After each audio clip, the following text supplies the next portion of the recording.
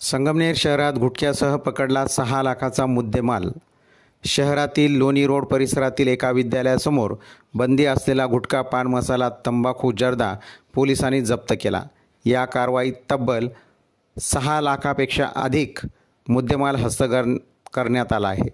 दरम्यान संगमनेर शहरात सोमवार दिनांक 21 जुलै रोजी पोलिसांनी केलेल्या कारवाईत 5 लाख किमतीची महिंद्रा झायलो, 73,000 रुपये किमतीचा हिरा पान मसाला, 18,000 रुपये किमतीचे रॉयल तंबाखू असा एकूण 5,92,256 रुपये किमतीचा मुद्देमाल हस्तगत करण्यात आला।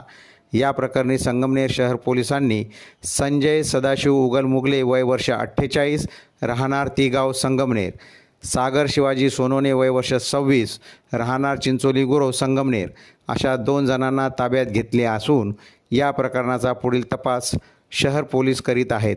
रोहित शिंदे, राजगृह न्यूजसाठी संगमनेर।